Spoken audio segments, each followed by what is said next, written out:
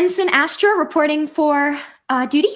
Ensign Astra, good morning. I have been assigned to stand sentry on this away mission, and I promise that if anything happens, alien invasion or booby traps, I will be right here. I don't think you need to worry about alien invasion or booby traps, but it's good to know you're on the job. And I will protect this archaeology site with my life if necessary. Archaeology doesn't usually require your life, but as I said, it's really good to know that you're right here and ready to protect us if we need it. And we should definitely have a signal for if you're possessed by an alien, because I read at the academy that can sometimes happen, like that one time with Chakotay where they possessed him and he had to go to the planet and take off all his clothes. Anyway, I'm going to be there.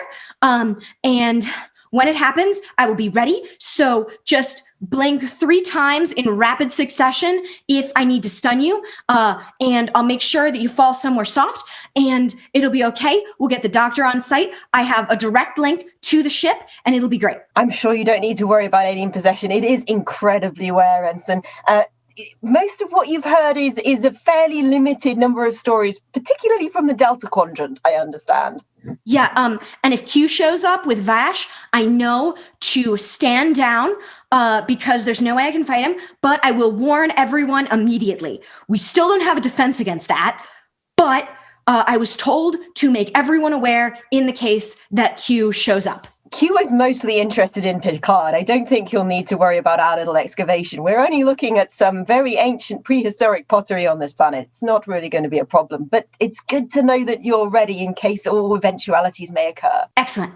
Okay, so can you tell me a little bit about the pottery? What are you actually studying? I'm very confused. I didn't actually take an archaeology course. I just took the standing sentry course, and they said stuff about archaeology in the briefing, and I read it really fast last night, and I don't really remember all of it except the really scary bits. So could you just tell me what archaeology is? Well, archaeology is the study of ancient civilizations. Anyone who has left material remains, like the pottery you see on this planet, is available to study through archaeology. Most of the time, we don't meet alien spirits or get possessed by artifacts. We mostly just look at structures and pottery and different colored types of earth and rocks on the ground and record them and analyze them to find out how people in the ancient world lived and what they thought and what they believed.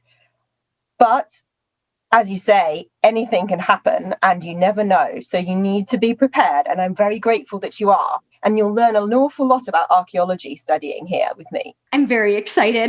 So I see. Perhaps you could watch what the others are doing and learn a little bit about the process of archaeology while you're standing sentry, because I don't think you're going to need your various levels of preparedness for different alien attack. I can grab a shovel. Excellent. You do that, Ensign.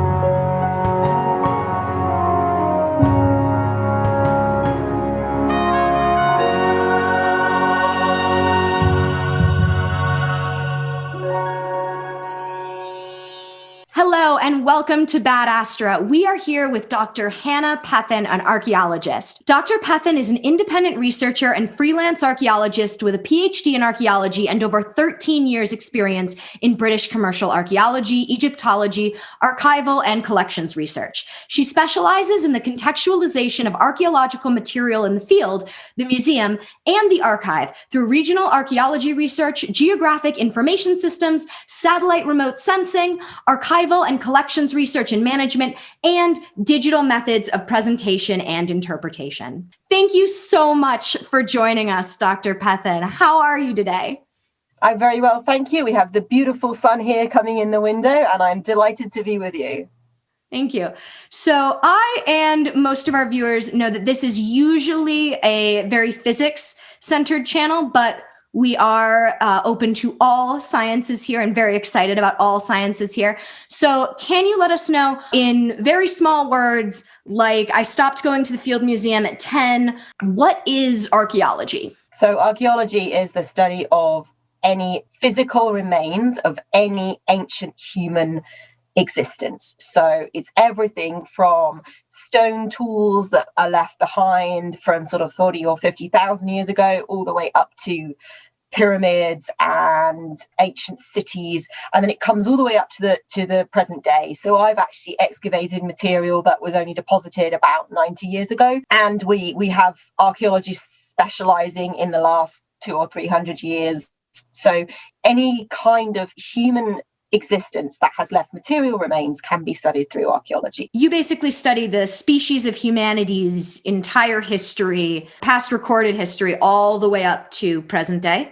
Absolutely. So the very earliest archaeological remains that archaeologists do study are the remains of our earliest human ancestors. So people who aren't even Homo sapiens sapiens, but are predecessors of the genus Homo, and also the various subspecies of Homo like Neanderthals and Denisovans, and there's a number of other smaller offshoots that are currently being discovered, and those people are also archaeologists. But once you get back into the pre-Homo types of organisms, that's paleontology. So that's the kind of people who deal with dinosaurs. So that's the division between archaeologists and dinosaurs. And the archaeologists who study the very ancient development of the genus Homo tend to also talk about themselves as paleopathologists more than they would as archaeologists. But it is a lie to archaeology.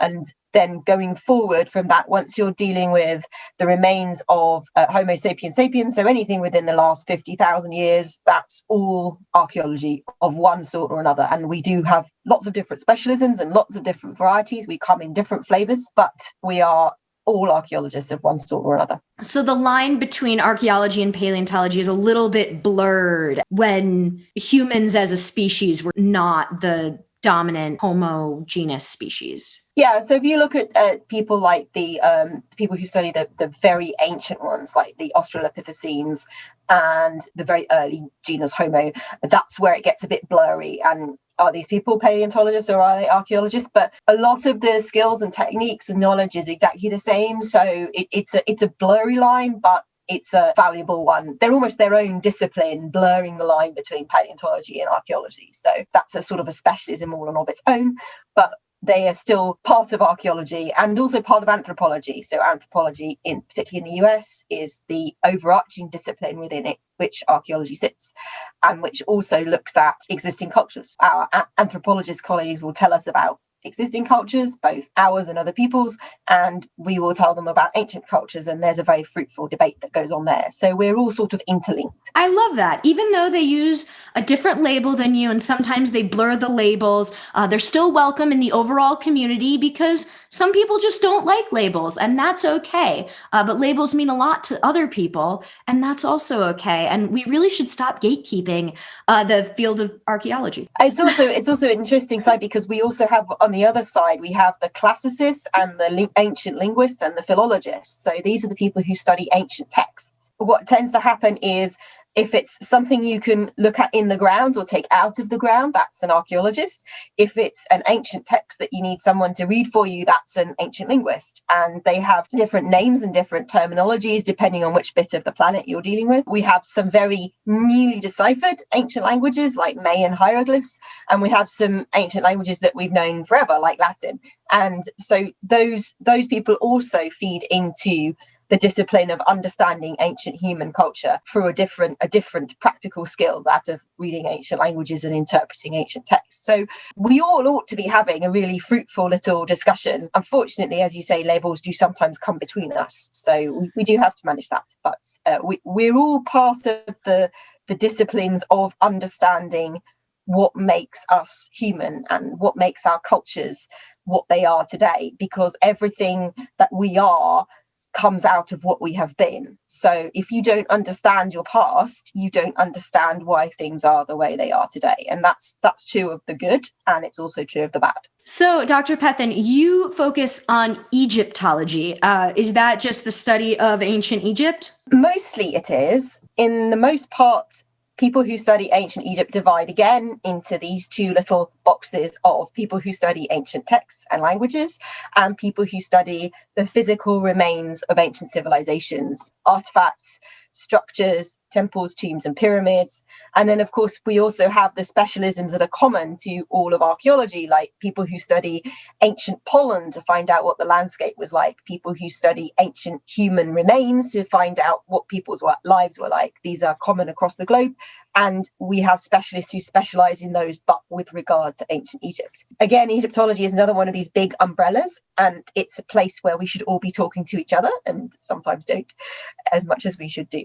But it's developing much more as a more holistic discipline. So in the early days of Egyptology, the idea of textual study was given preeminence. It came out of classics. But today we know that both studying the physical remains of ancient Egypt can be really important. It gives us a different story from the text. So the texts give us a perspective that is very limited to the very top end of society. So we think only about 1% of the Egyptian population could read and write. So if you're reading an ancient Egyptian text, it's like talking to the 1%. Whereas archaeology, of course, that covers everybody. Everybody leaves physical traces of their life in the houses they live and their human remains. So by looking at archaeology, we can look at the remaining 99% of Egyptian society and see how they lived. In these sort of ways, we're also addressing the past of our discipline, because obviously Egypt is a country that has been subject to a lot of colonialism. And we also have Egyptologists who are studying the history of Egyptology as a discipline in order to illuminate some of the less pleasant and more racist and colonialist aspects of our past. And that's really important too, because it means that we understand where we've come from, and we can deal with the ongoing effects of that are still present in the world today. And we have to do that as a discipline. So it's another huge umbrella, but it's all about the study of the ancient society of Egypt and what that can bring to us today and what that teaches us about ourselves. I think that's really, really cool that there's a study of how those biases in colonialism and the biases of, well, we're going to study the texts because we view the texts as being above other things. But that in itself is a pretty classist statement.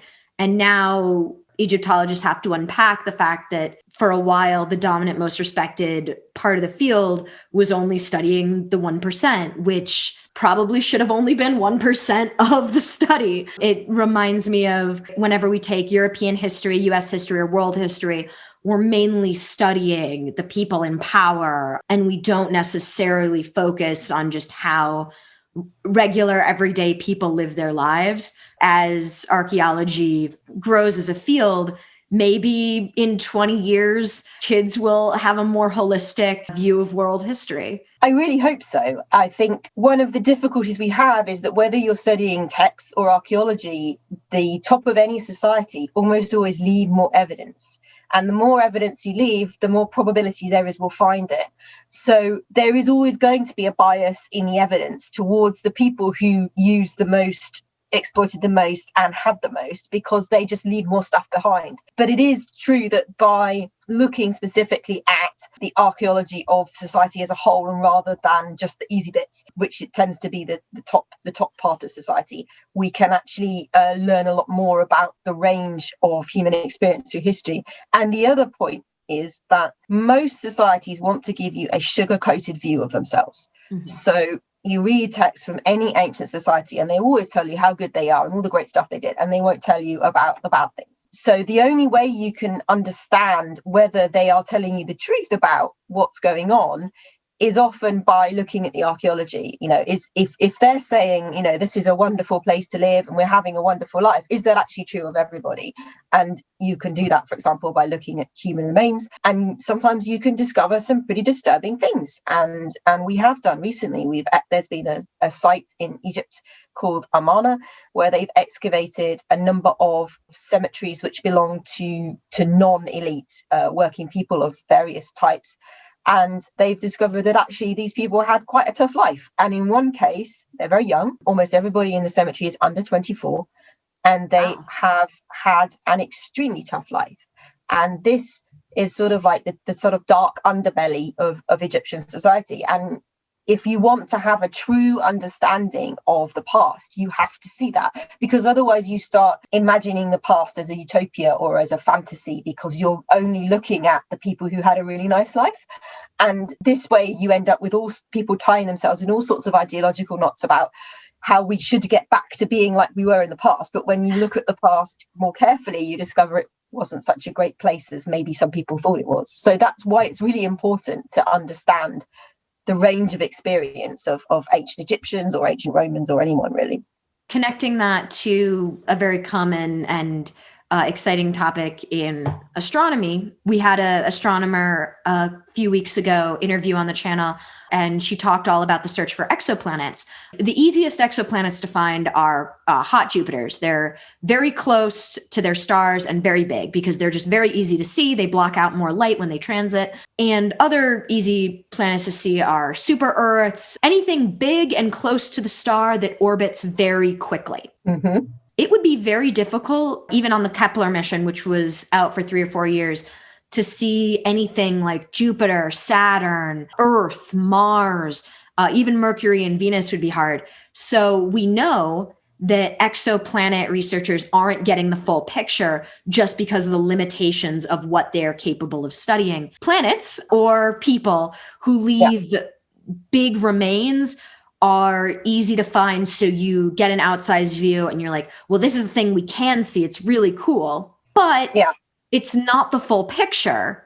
So it's all well and good to be studying it, but you do have to constantly refine your instruments, refine your methods. And even though it takes more effort to find those smaller, more distant planets or find a cemetery full of under 24-year-olds, geez, I'm 26. And I'm a child. Yeah, and they have pathology, so they have evidence on them of illnesses that we associate with old age because their bodies are being worn out. Jeez. It's pretty sobering, you know? Yeah.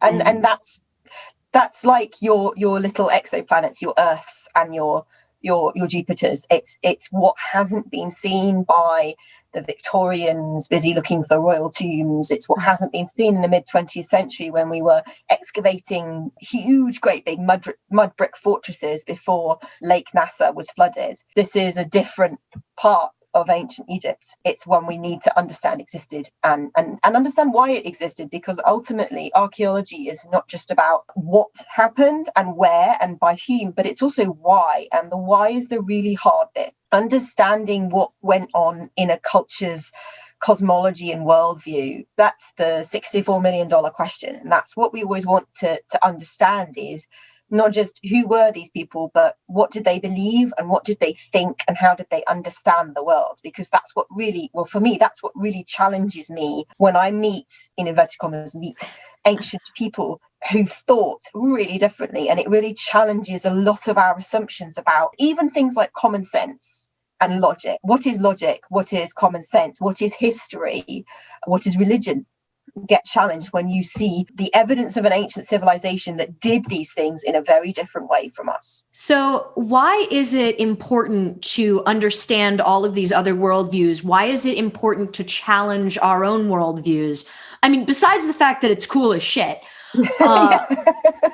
why is it necessarily important to question our place in the universe? Let's take a really obvious example. There's certainly in the United States, and a little bit in the UK, a question about the teaching of creationism in schools and the teaching of whether evolution should be allowed. There's a serious debate going on in certain parts of the US about this at the moment. Yep. And this entire debate is predicated on the assumption, and it is an assumption, that either creationism or Darwinian evolution must be correct. And there's an assumption that they are mutually exclusive. The ancient Egyptians, and we're just again talking about this top 1%, but these ideas did filter through. We have collateral evidence of that. But in the texts that we read multiple different accounts of how creation happened. What is more, we can read allusions to different accounts of how they thought creation happened, or metaphors for how it happened, really, in the same document. So the same group of people or person who's putting this thing together for usually a funereal or ritual use is talking about multiple different ways that the gods could have brought the world into being. And they don't have a problem with this. Nobody's saying, hey, if the god Ptah spoke the world into being, it's completely impossible that the Hermopolitan Ogdoad brought the world into being by sort of ploughing a small hill, which is another version of the myth, or the god Atum spat the creation into being. In certain versions of that story, the god Atum actually masturbates the world into being. So if you read these from the perspective of modern Western logic, you say, well, that's completely impossible. The world exists. 6 different gods can't have made the world in 6 completely different ways. And that's ridiculous. But the ancient Egyptians had no problem with that, because they understood that these were really just metaphors that were trying to get to grips with an idea that they weren't really seeing very clearly. They were completely comfortable with the idea that they could include a reference to Atum spitting the world into being and an allusion to the Hermopolitan Ogdoad in the same text.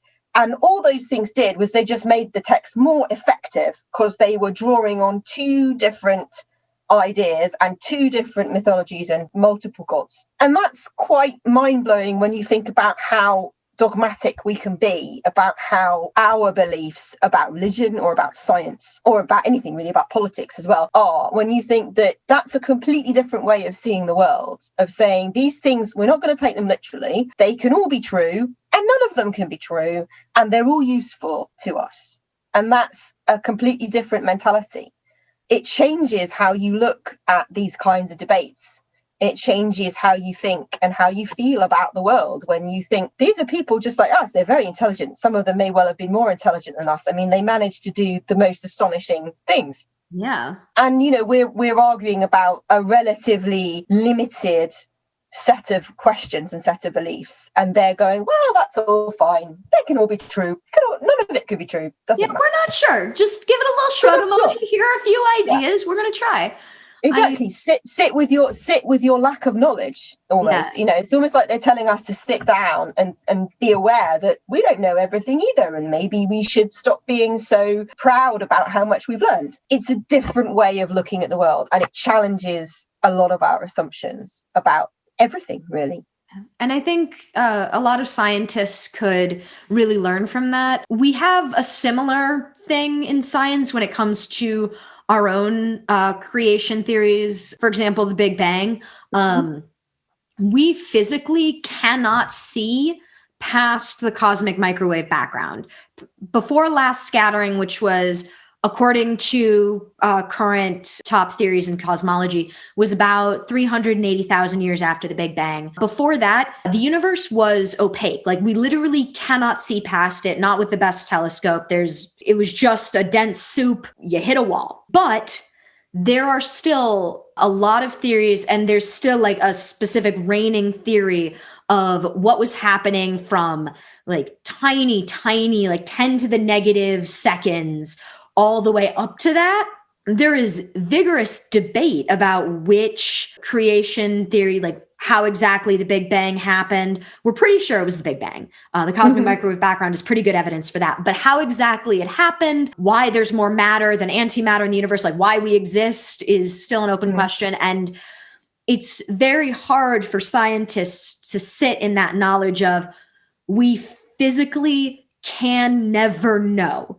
Yeah. Like, we literally cannot ever experimentally prove it. So anything beyond that is a little bit more mathematical speculation, and it could never be like true science. True science, you have to test the theory, you have to experiment, all that. And that seems to be a problem for a lot of people. And I think we could learn a little bit from the Egyptians, who were like, well, it could be all these things. We're not really sure, and we shouldn't argue about it. We should enjoy all of these different ideas and be happy that we came up with all these mathematical assumptions. And I guess I'm comparing mathematicians and astrophysicists now to poets of ancient Egypt. That's not a bad comparison. Yeah, actually. I hope that doesn't offend anyone. I think no, it's actually a really good comparison because they're dealing with the same thing. They're dealing with the question of what is the nature of existence and how does it come to be?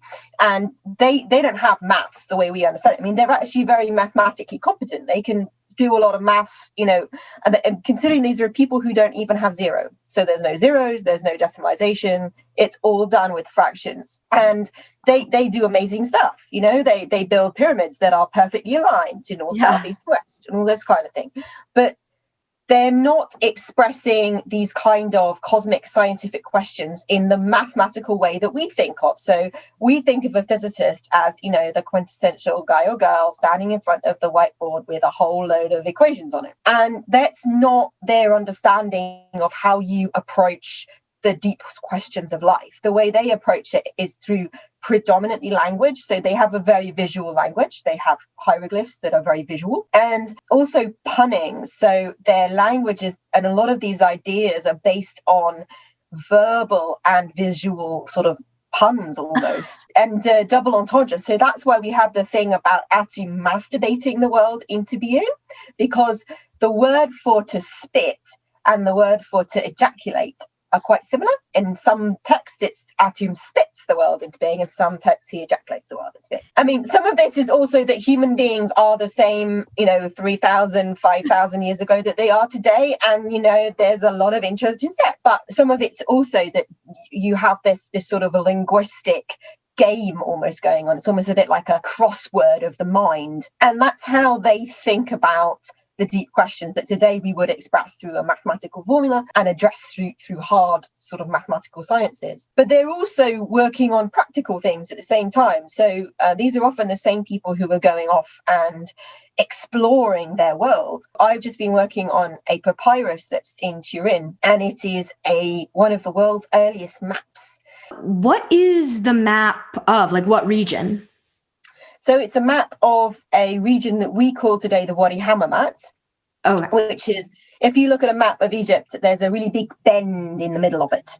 Mm-hmm. And it's on the far right-hand point of that bend. And the Wadi Hammamat goes between that bend and approximately the Red Sea. So it's like a major valley through the desert that the Egyptians used to get to the Red Sea, and also used because it has a huge number of geological resources in it. There's gold, there's stone that they used to make statues and build sarcophagi with.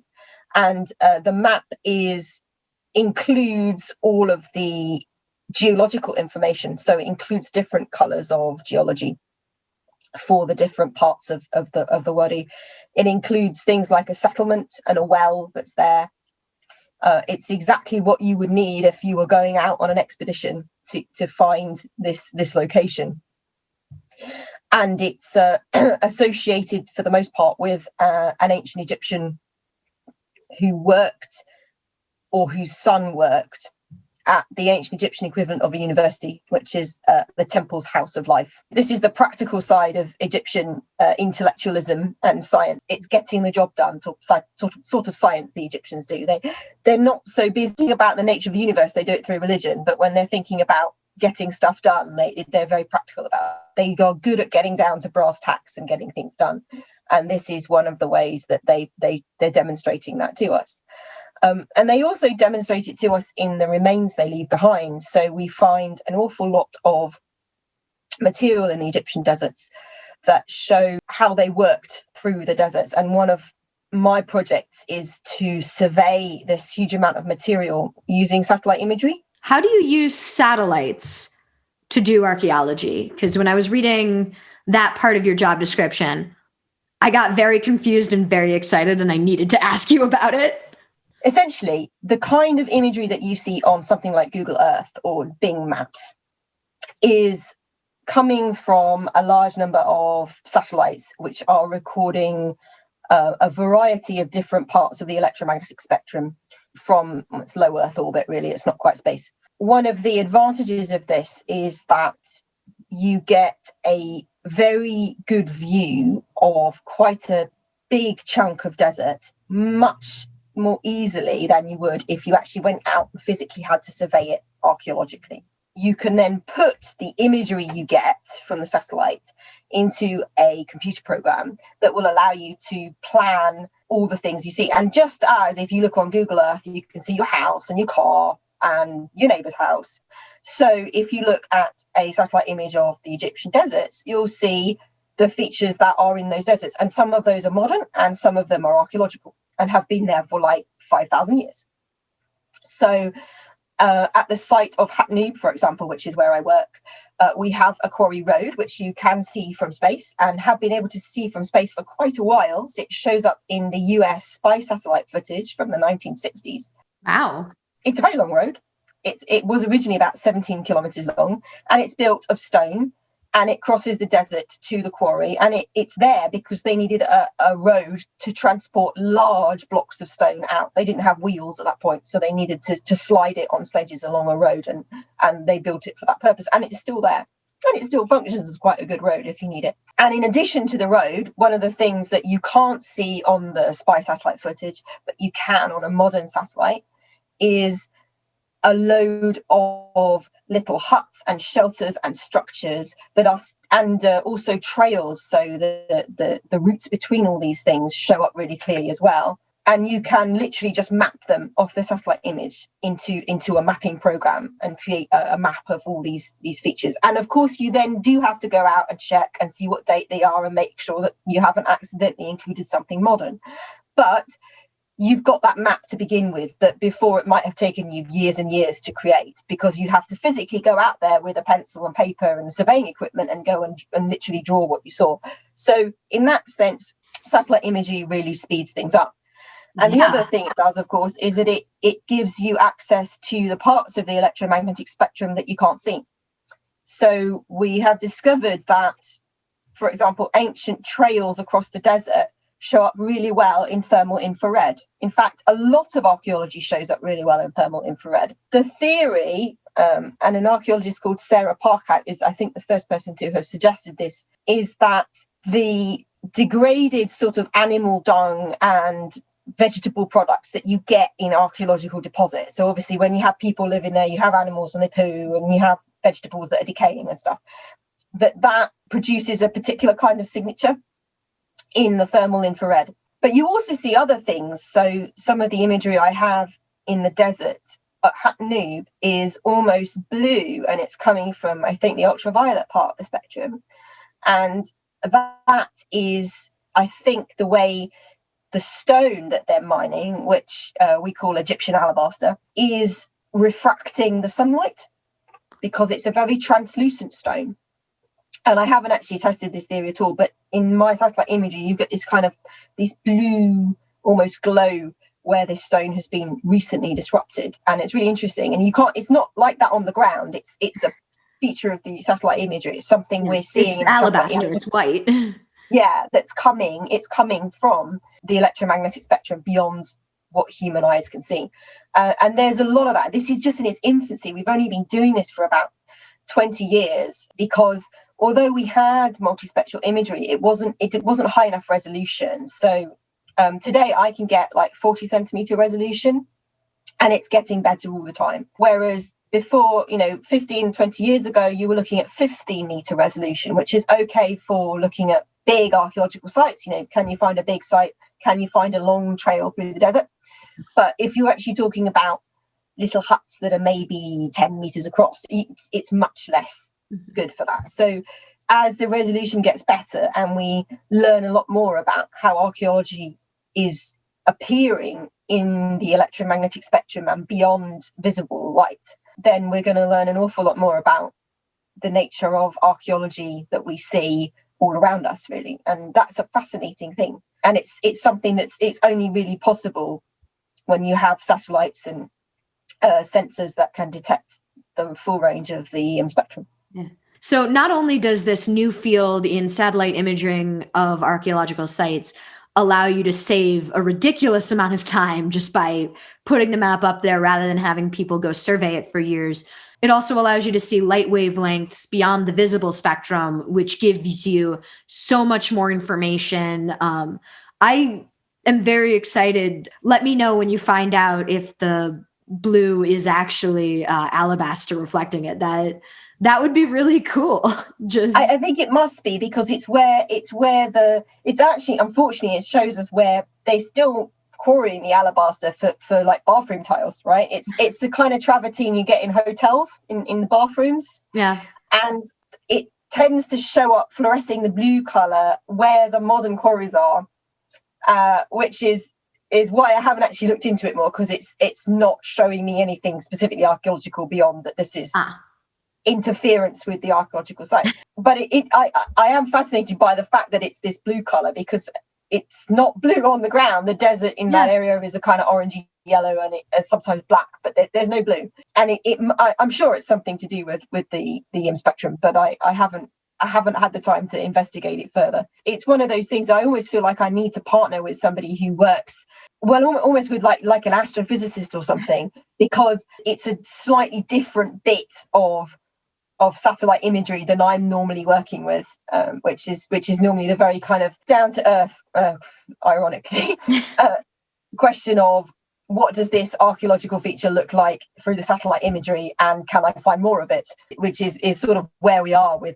satellite archaeology at the moment. It's fascinating how you see these things, and it just reveals there's so much more to see, is what I take away from it. You know, we think we see so much, and then something like this comes along and you see a landscape, you know, the space is totally different through a satellite. That's even without looking at the bands. That's just a pan sharpened flattened image with all of the EM bands stuck together, and it still looks completely different to what you're used to. And it's the incredible depth of existence is just amazing. This is really cool. I love learning about new scientific disciplines, and it makes me laugh because in astronomy, astronomers are always trying to filter out human activity, like radio waves that we produce, or just light pollution. Yeah. There was actually a story where there were some astronomers, I think it was Australia, but don't quote me on that, that were tracking microwaves, and they kept finding they were finding a bunch of little microwave spikes in this one frequency, and they were like, what is that coming from? And they like made their telescopes more fancy, all the things. They were measuring the radiation that escaped from microwaves when people opened the door without turning off the microwave first. Oops. So yeah, you know how when your food looks about ready and you're like, well, I could turn it off and then open the door, but I'll just open the door. Like, it's microwaves. What's it going to do? Well, it turns out it's going to bemuse, confuse, and then annoy some astronomers. So they're like, hey, everybody, could you all just please push the stop button before you open the microwave? It would really help us. That does sound like the kind of thing archaeologists find, you know, that every archaeologist has a story about chasing some fascinating, exciting looking archaeological feature, only to find that it's a badger set or something, you know. There was a particularly hilarious case in the UK, and I'm not going to say where it was, where the national records of all the archaeological excavations, features and finds that have been discovered in the UK for about the last couple of 100 years had a feature recorded on their database as a Neolithic long barrow, so, you know, a huge long mound of earth where people sort of 5,000 years ago would bury their dead. And this was on the historic environment record in this part of the world. And then somebody investigated a bit further and discovered that this beautiful long barrow was, in fact, the spoil heap left over from the building of a nearby road. And they just piled the spoil up in a long sort of giant slug shape, left it there. And some surveyor came along and went, oh, it's a Neolithic long barrow, and recorded it on this database. So, yeah, we have the same kind of problems as the Australian astronomers, but it's quite amusing, the idea that, you know, we're busy looking for traces of human activity, and the astronomers and the natural scientists are busy trying to filter out all the annoying anthropogenic junk that we produce. Yeah, I could go on and on about space junk. It's especially with the democratization of who can launch a satellite. It's great, except now astronomers using ground telescopes have to deal with just a bunch of streaks on their image because there is so much space junk. Yeah, like I have heard about the problem of space junk. Yeah, I'm not sure if this is the case, but I heard there's actually like a field of archaeology called space archaeology that just studies space junk. Is that a real thing?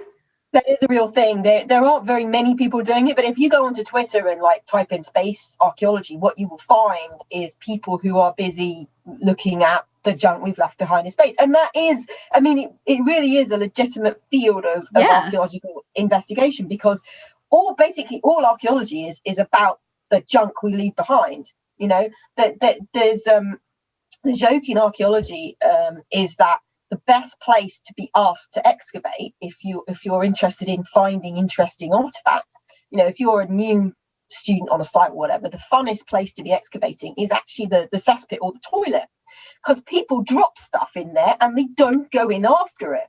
So you'll find rings and earrings and brooches and combs and basically anything anybody might be wearing on them that could accidentally drop down the toilet does. And people don't generally go after it.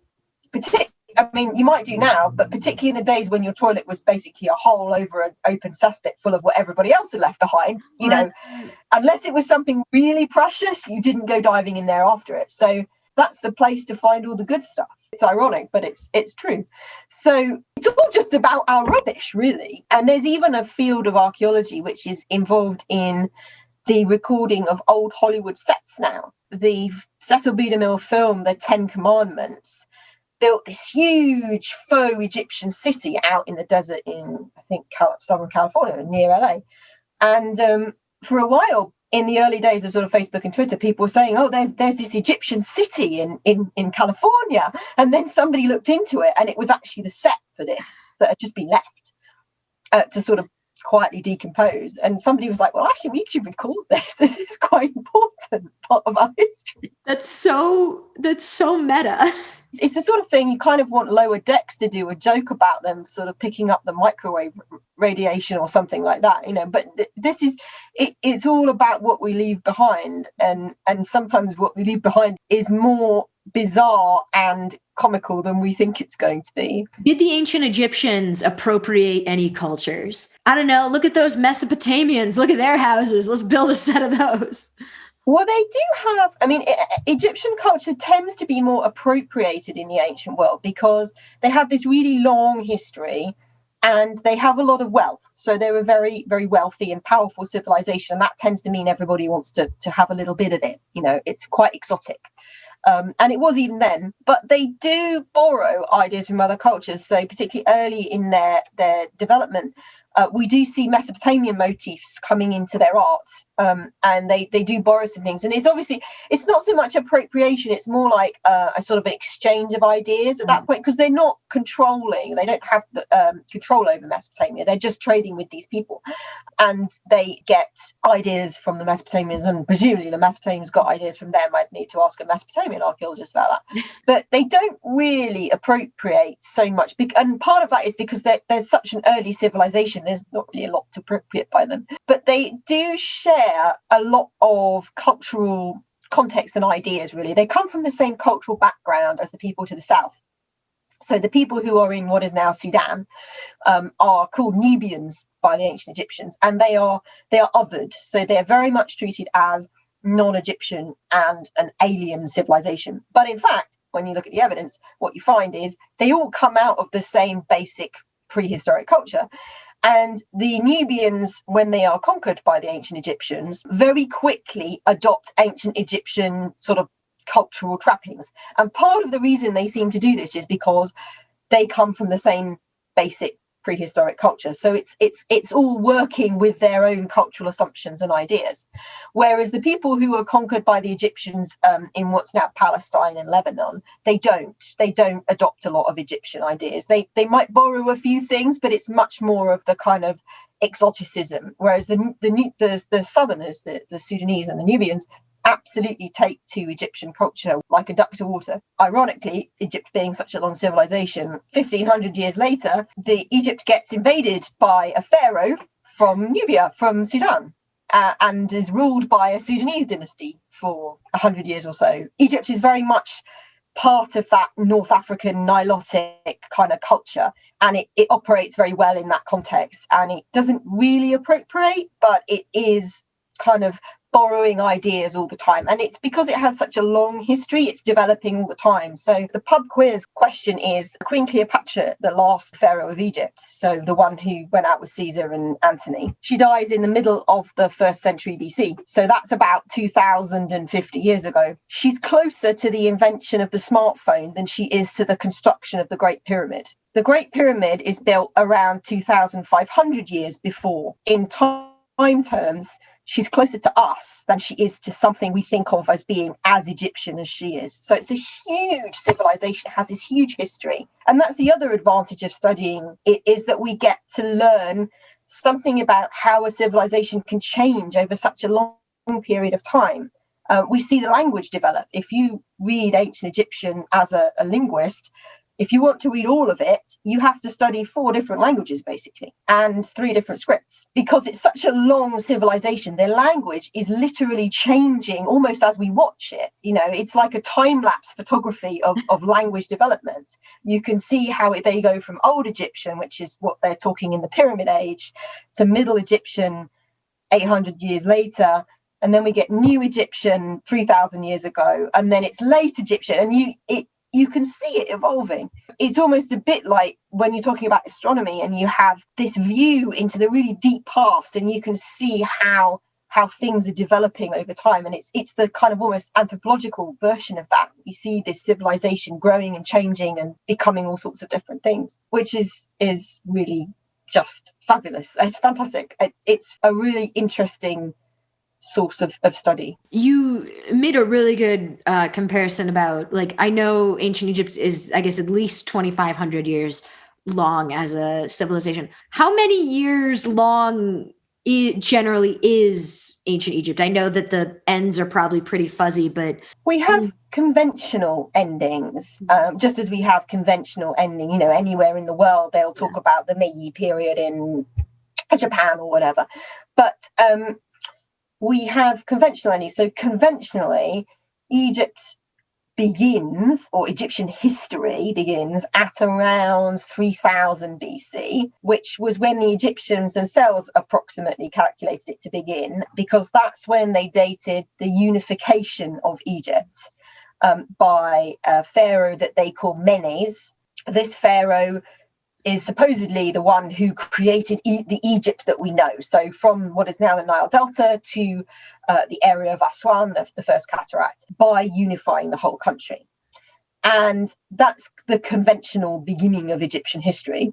And the end of Egypt as an independent state is the death of Cleopatra in the middle of the 1st century BC. So 3,000 years later, basically, because at that point, Egypt becomes part of the Roman Empire and is never, well, until recently, an independent state again. It's a part of something bigger always. But of course, then after that, we have a Greco-Roman period, we have a Roman period of Egypt, and then we have a Christian Byzantine period after Christianity becomes the dominant religion. And then, of course, it's conquered by Islam. And then we have an Islamic Egypt. So it changes every time, but you can see how things from the past continue and are adapted and developed by each generation after that. But conventionally, if you're talking about the end of Pharaonic Egypt, it's the death of Cleopatra because she's the last independent pharaoh of Egypt. And after that, Egypt is ruled by others. But of course, in the same way that the end isn't precise in reality, the beginning isn't either. So we know from archaeology, and this is where the archaeology comes in, that we have a huge number of what we call proto-dynastics. So they're just before the unification. They're doing a lot of things we recognize as being very Egyptian, like burying people in certain ways. They're writing with things that we recognize that will later become hieroglyphs. And they're clearly the beginning of this culture that we think of as ancient Egyptian. And that goes back quite a long way. We can trace it back at least another 500, 600, 700 years to near enough 4000 BC to give us an idea of how this culture develops and grows. And of course, then before that, you're back into real prehistory, but you're still seeing things about ancient Egyptian culture. So there's a site called Nabta Playa in the southwest of Egypt. It's in the desert now. When it was built, it was probably a somewhat more savanna-like environment because it was a bit wetter then. And it's a little bit like a mini Stonehenge or a mini stone circle of the type that you might see in Scotland or Britain or somewhere. And it appears to be some kind of setting, possibly to do with calculating astronomical timings and things like this for moving livestock and basically early agriculture is the theory. But we don't really know what it's for, but it's a stone circle and it appears to have some kind of ritual or astronomical function. And that's really old. So that's even older. And that's, again, those people are going to become, in 1,000 years or so, the ancient Egyptians. So there is a real ancient history to Egypt, just as there is to every other bit of this planet. Almost as soon as humans turn up somewhere, they start developing a culture. I think that's really cool. And so the beginning of Egypt as ancient Egypt society conventionally was the unification of Egypt. So I guess we can compare that to the unification of Great Britain, just to give us a sense of timescale.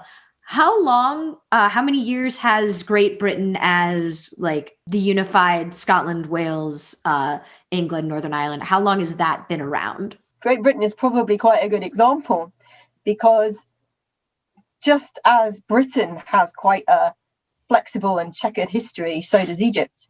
So we actually date England back around 1200 years to the reign of Alfred the Great. So England has been a country for really quite a long time, so over 1200 years.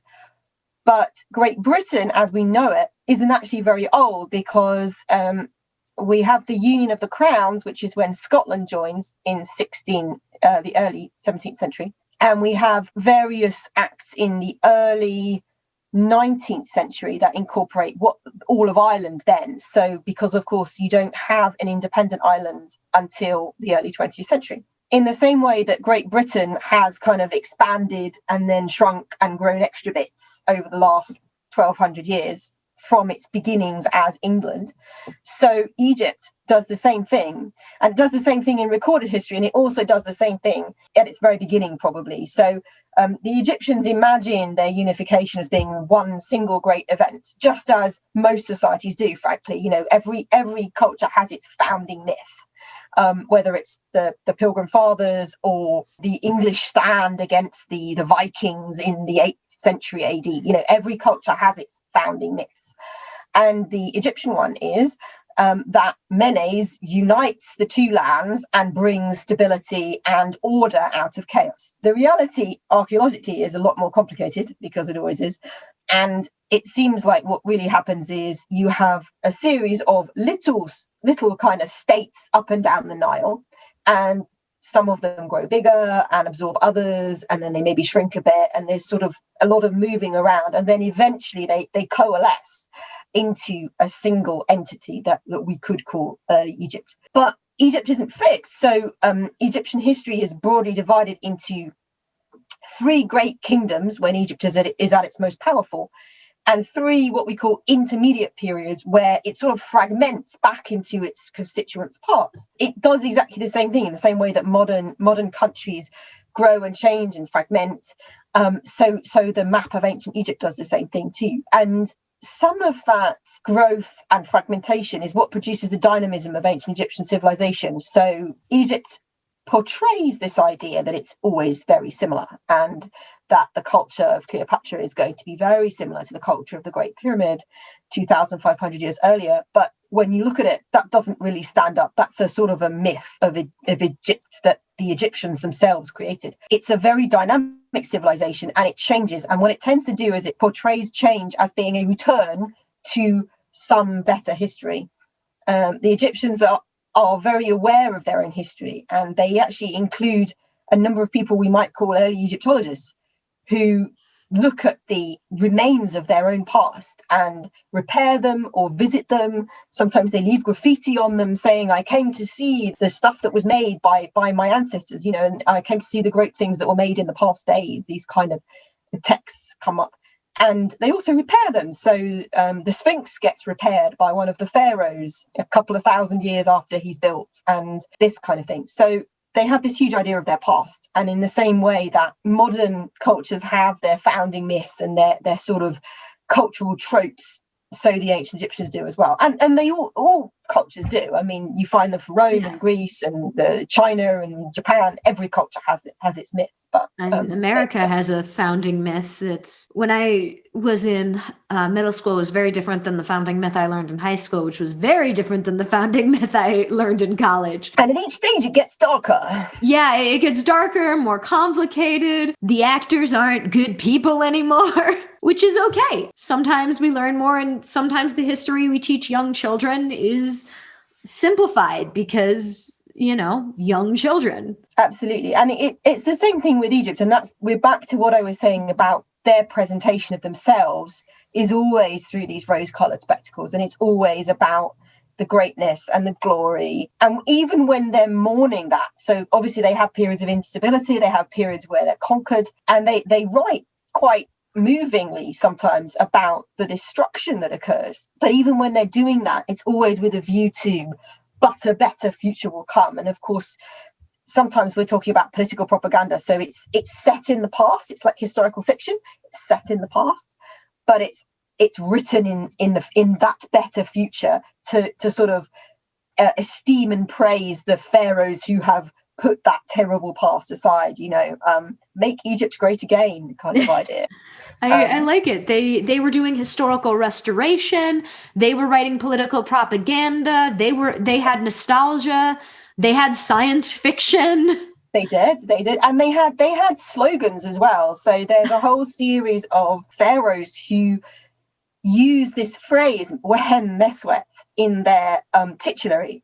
So the pharaonic titulary is a bit like a State of the Nation address. It tells you the names of the pharaoh, which are all about what he thinks he's going to be doing on the stage of Egyptian pharaohs. So the Egyptians kind of imagine a theatre almost of pharaohs where you have to live up to the performance that was given by your predecessors and your ancestors. And the pharaonic titulary does a lot more than that. It's all about equating the pharaoh with the gods and setting him in his correct place and all that. But one of the things it can do is it can say what the pharaoh thinks he's going to be doing, like what's his political program, if you will.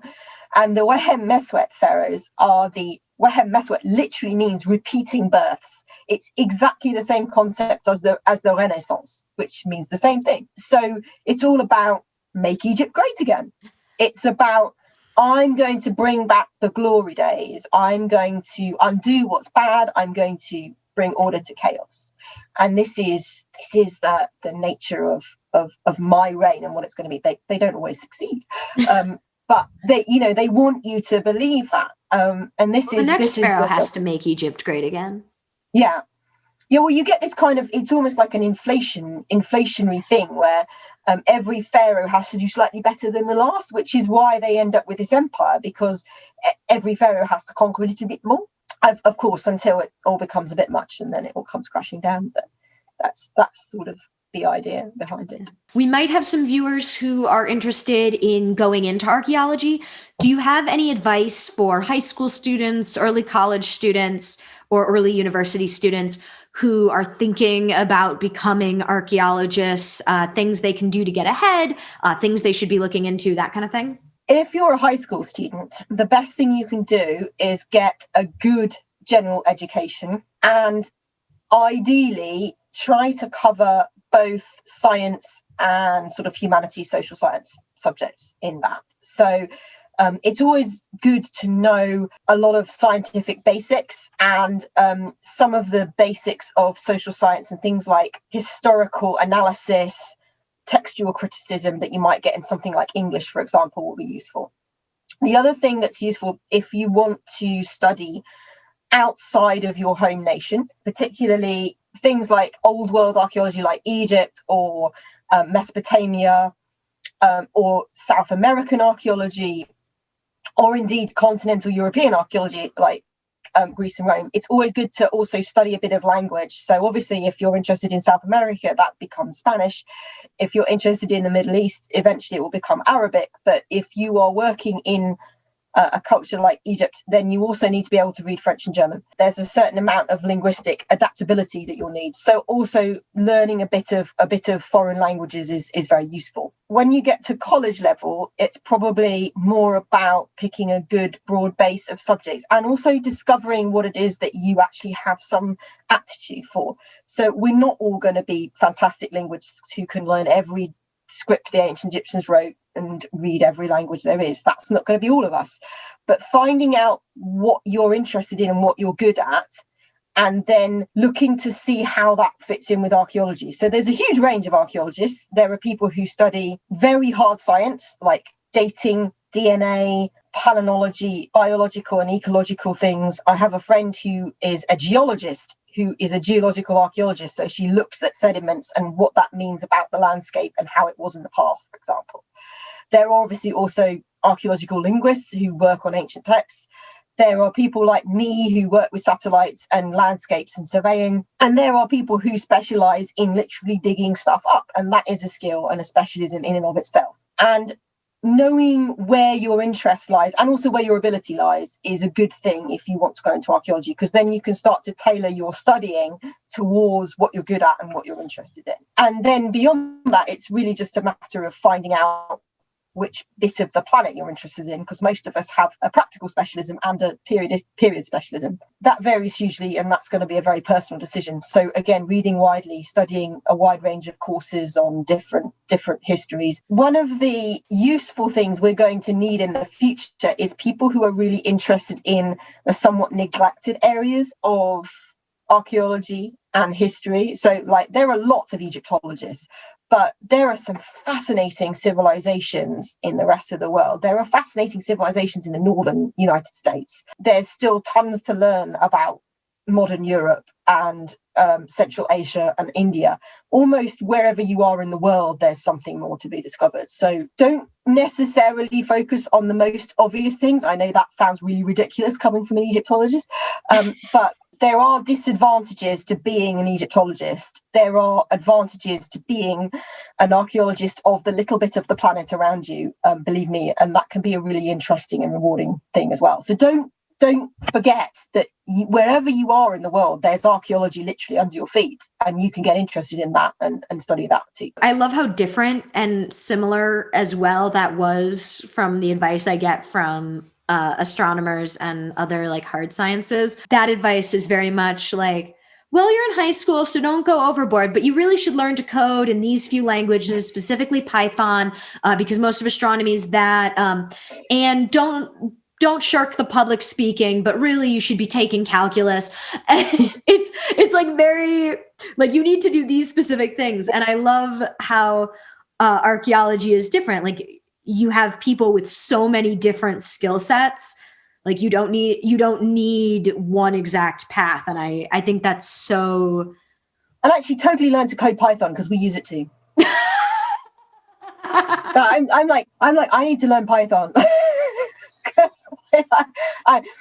My GIS programs run on Python. I can change code with that. So yeah, like if you're learning Python because you're also interested in astronomy, like that has a wide range of uses. Also R is great. Like I don't know if astronomers use R. Sometimes it's more of a statistics packet, but astronomy uses a lot of weird languages because it's such a small field and such an old field.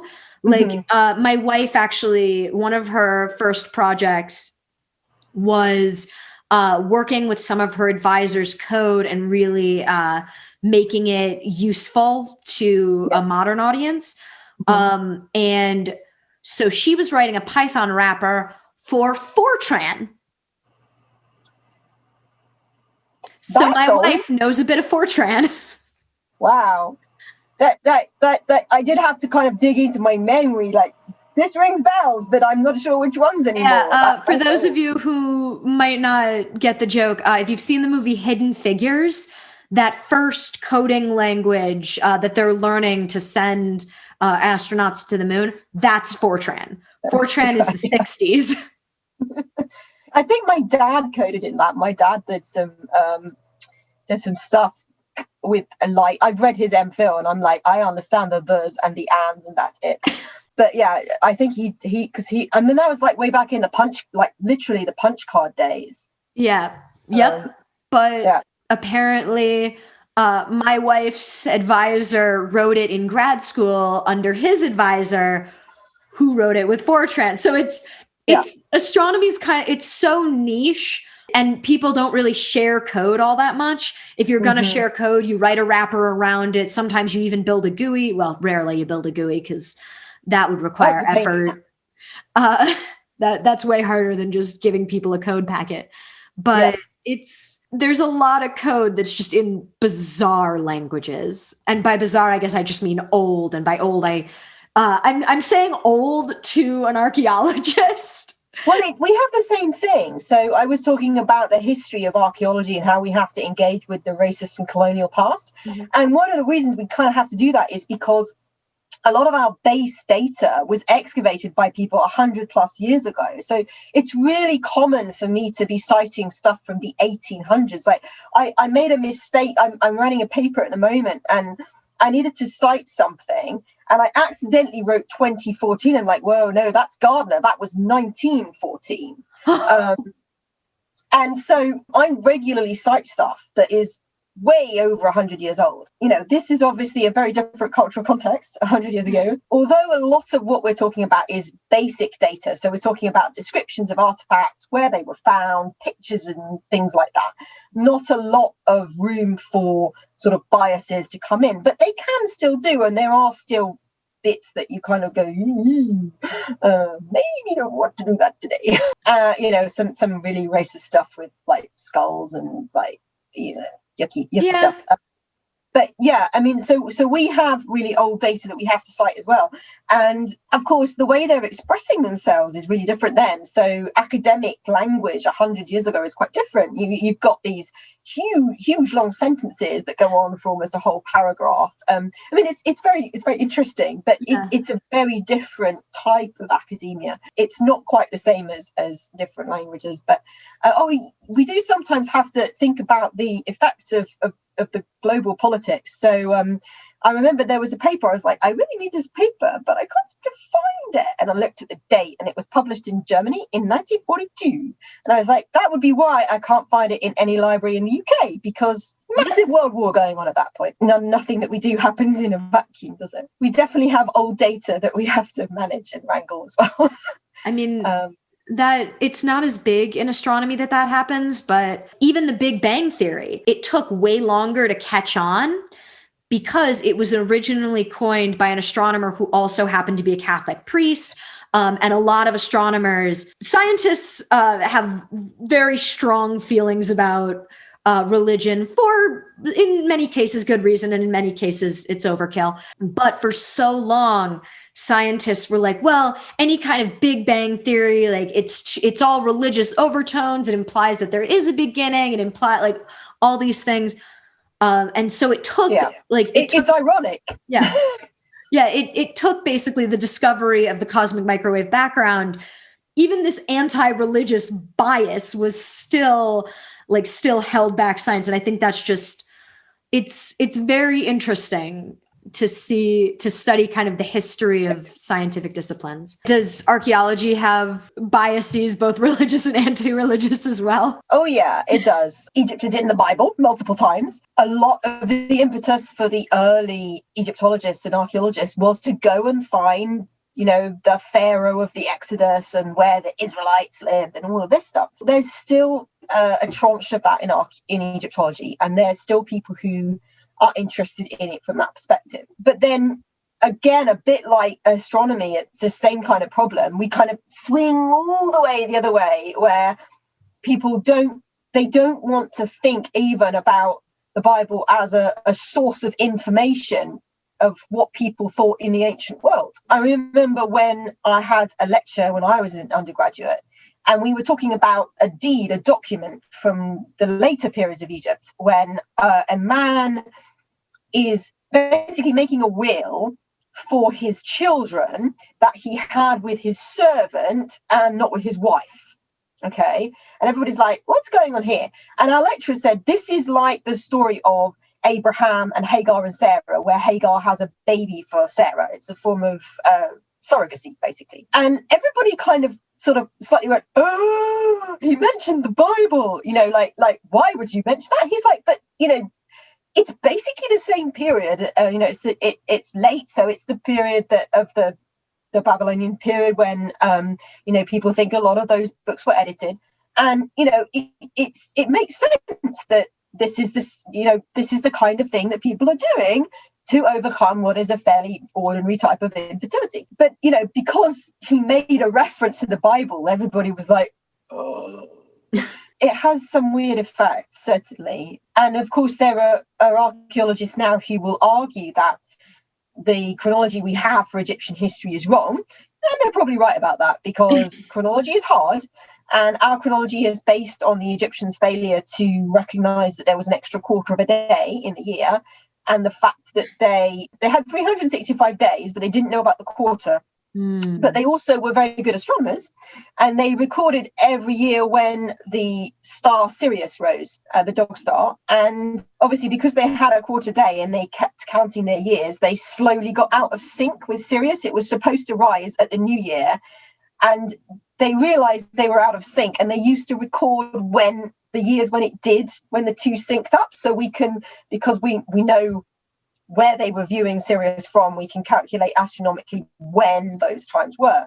It's a bit tricky, and we don't always know how many regnal years each pharaoh had and all this sort of thing. So chronology is tricky, it's difficult. And so they're probably right that chronology is a bit wrong, because it probably is anyway. But then they want to adjust it so that it fits completely with the Bible, which may also not be correct. It's a thorny question and a debate, and there's a lot of emotion involved, because religion does make people very emotional, whether it's in favor or against. It's part of the great tapestry of being an archaeologist is people who want you to tell them how the Bible is all 100% true and you have exact evidence of Moses in the Exodus, and people who don't even want you to think about using it as a source for how people in the ancient world thought. As with everything, the answer is, if there's such a thing as objective truth, the truth is somewhere in the middle.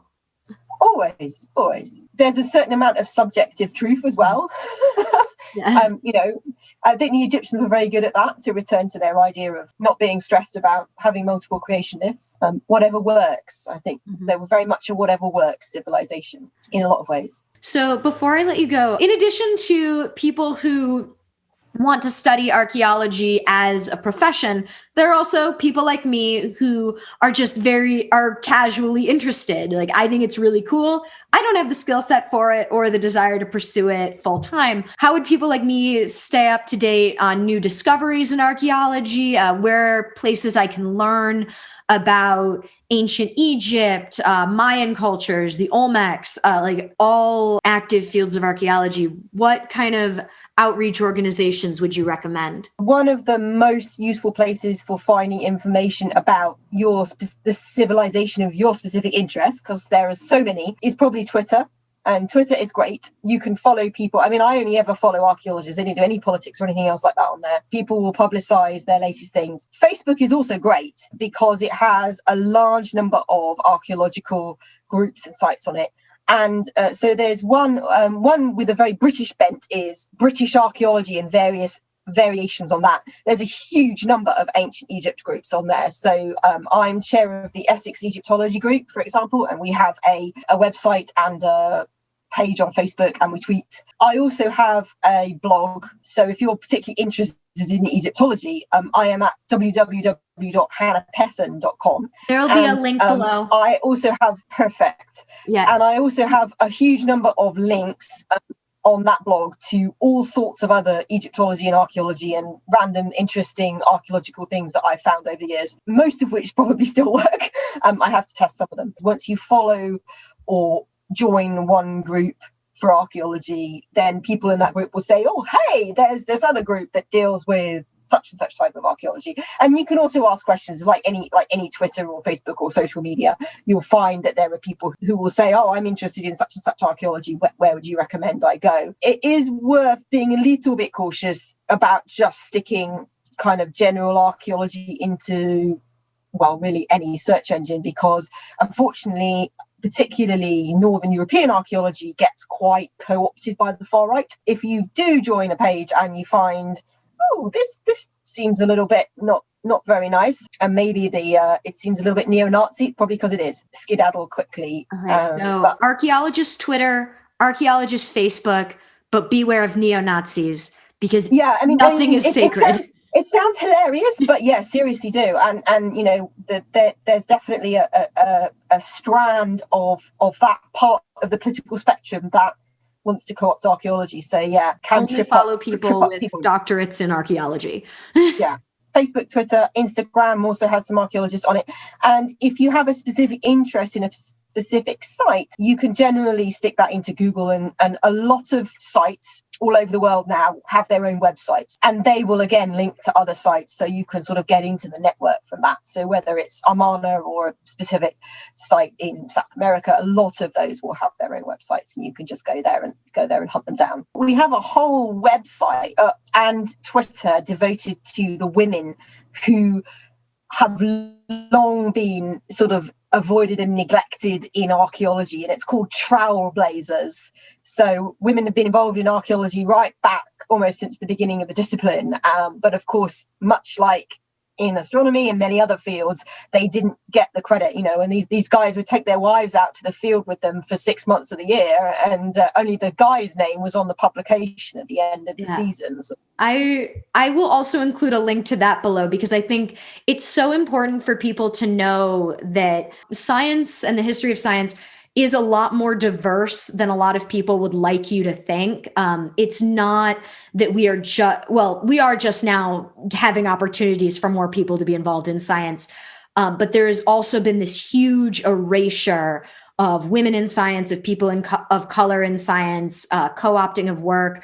The woman who discovered pulsars, her advisor, a male professor, took credit for it. And he got a Nobel Prize and she didn't. She gave a lecture at Northwestern and I was privileged to get to go to it. She's such a good speaker. I was just like fangirling the whole time, sitting in the back with my wife, our college days, fangirling over astronomers. Thank you so much to Dr. Pethen for joining us today and teaching us so much about archaeology. Thank you to all of our viewers who made it to the end. And remember to always keep an open mind and seek out new science. Astra out.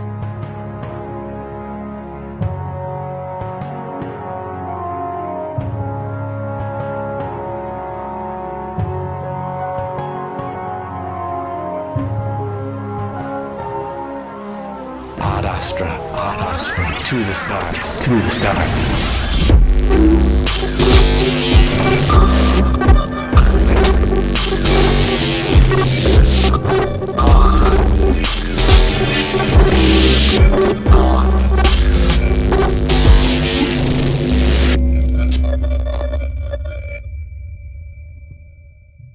A sign I saw from the University of Texas that was posted on one of the academic Facebook groups, which said, "Science can tell you how to clone a dinosaur. Humanities can tell you why it's not a good idea."